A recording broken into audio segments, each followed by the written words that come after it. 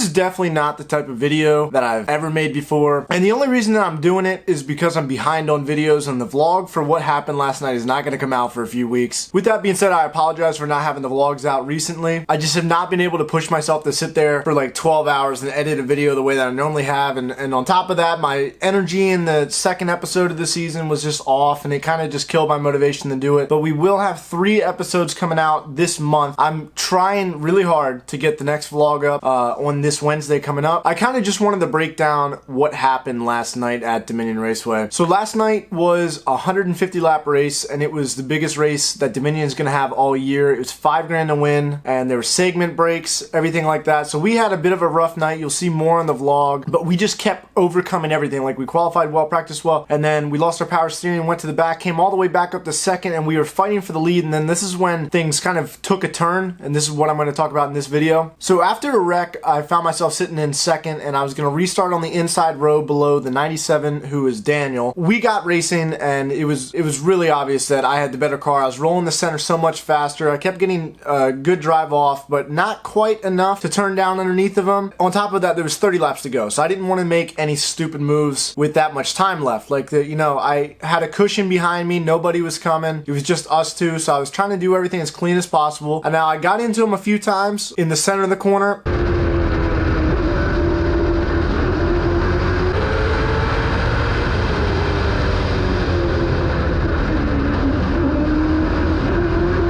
And then once I did that, I kind of realized to myself, I'm like, I got a way faster car. Like, there's no need to be pressuring him and potentially spin him out or something like that. So I ran a bunch of different scenarios through in my head. You might not be thinking that far ahead, but I was, because I was trying to do it as precise and as clean.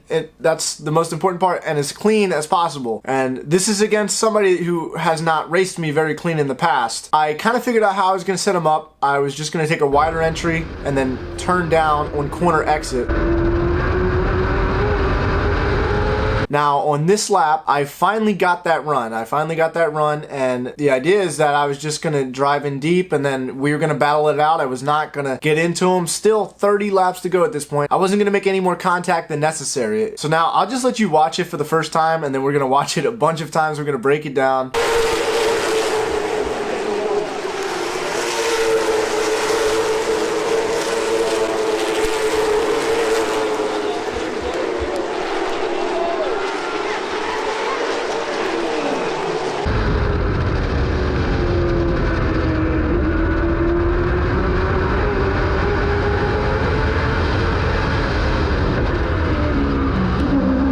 So yeah, so you can see what happened. I'm going to say it from my eyes, and my view has changed since I've watched the video. More importantly, like the GoPro video. Now, everybody that I've talked to has been on my side as far as things have went. I'll be honest, I left the track last night thinking that this was going to carry into another race on my end. I know you might be thinking it's like why would it carry over on your end? You know, it costed me the race. Like I said, I ran what could potentially happen like 100 times in my head, and that was the last possible thing that I thought was going to happen. Basically, you'll see it. He just blocks me in the middle of the straightaway, and when he blocked me, I wish I had an in-car camera for this.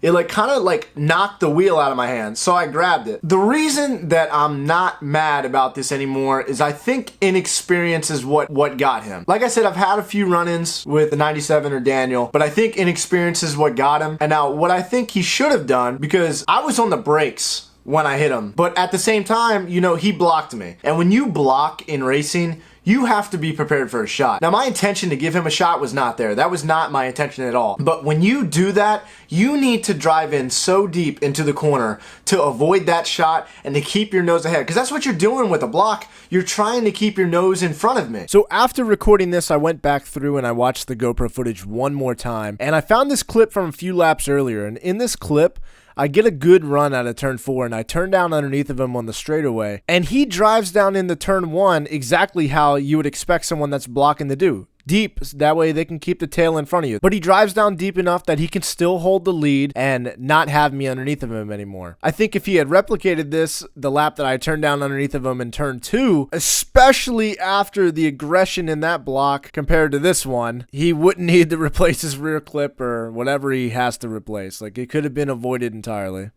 Well, he still had a lane down there, and I was anticipating that he would drive deeper into the corner than he did. So by the time I hit the brakes, you can see the car shove because we were towards the front as far as the front brake goes, which basically means when you hit the brakes, the car is going to shove, especially when you slam them. And like I said, my intention was never to move him. Like, he would have gotten away with that block and he would not have wrecked going into 3, or I would not have wrecked him. However you choose to look at it, that wouldn't have happened if he would have drove in just a little bit, not even a little bit, if he would have drove in a lot deeper. With that being said, now the next time that I got to him, there would have been contact. It would not have, I don't know if I've ever wrecked somebody that way before, to be honest. You know, I left the track and I was fully anticipating like some retaliation. Like, I was not happy.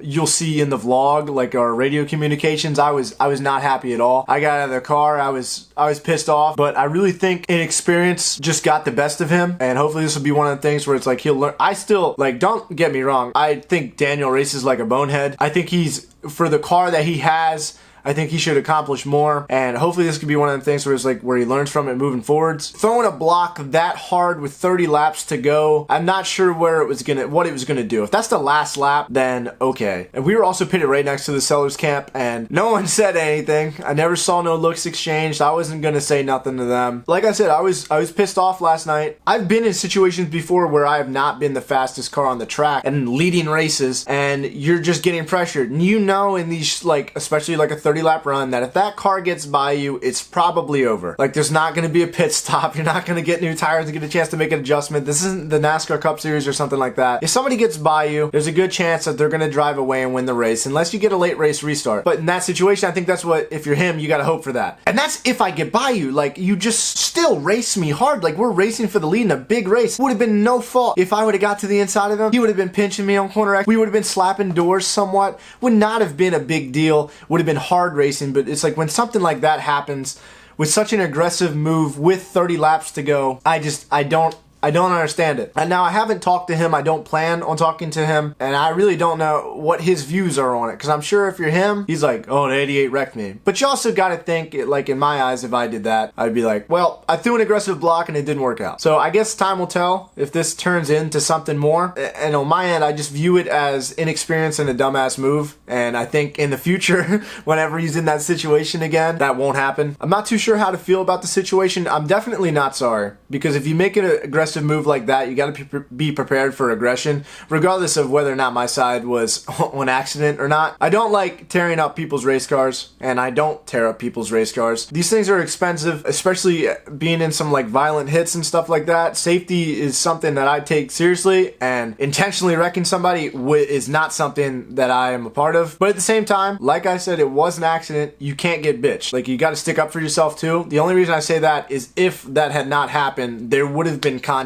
coming. Like I said, if you make aggressive moves, you got to be prepared for aggression back. I kind of rambled on a little bit at the end, so I'm going to kill the video here. Hoping to have the week 2 vlog up soon, hopefully maybe Wednesday. It's being worked on now, and then I want to get the videos out in a 3-week span, get the next vlog up next Wednesday, and then have this video out the following Wednesday. Then I would have raced the next weekend. So we might have videos for a month straight if everything goes according to plan, and obviously I'm making this video now, so it has not been going according to plan. I appreciate all the support. Channel has still been growing. All the videos from last year and this year have been doing well. I'm looking forward to you guys seeing the new vlog soon. Thank you guys, and I'll see you later.